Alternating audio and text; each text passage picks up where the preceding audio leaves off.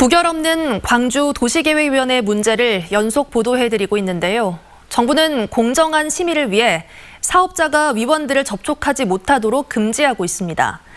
하지만 광주에는 이런 가이드라인조차 없고 이 때문에 실제로 심의를 하기 전에 사업자가 위원들을 개별적으로 접촉한 사례도 있었습니다. 우종훈 기자가 취재했습니다. 김병래 광주 남구청장의 공약사항인 복합운동장 조성 사업이 추진 중인 광주 남구 진월동. 당초 계획은 진월저수지 인근 토지에 축구장을 짓는 것이었지만 민원이 많고 토지 매입비가 비싸다는 이유로 광주 남구는 바로 옆 저수지를 메워 체육시설을 지을 수 있게 해달라고 시 도시계획위원회에 변경안을 냈습니다. 심의 과정에서 3분의 1이 반대표를 던지는 등 도시계획위원회 내부에서도 이견이 있었지만 한 차례 재심의 끝에 조건부 수용됐습니다. 사업의 주체인 광주 남구는 도시계획위원회 심의가 열리기 전 위원들을 개별적으로 만난 것으로 확인됐습니다. 안건이 상정되고 첫 심의가 열리기 전 공무원들이 찾아왔다고 밝힌 학계 출신의 한 도시계획위원은 재심의로 갈수록 사업 당사자가 찾는 경우가 잦아진다고 밝혔습니다.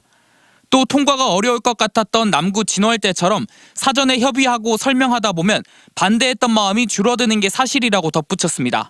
광주 남구는 환경단체의 반대 성명 때문에 위원들이 편향된 생각을 할까 걱정돼 입장을 설명하러 간 것뿐이었다고 해명했습니다. 방문을 설명을 드리겠다고 했는데 설명을 거부하신 분들은 절대 설명을 하지 않았습니다. 하지만 사업자가 위원들을 만나는 것 자체만으로도 심의의 공정성을 훼손할 수 있습니다.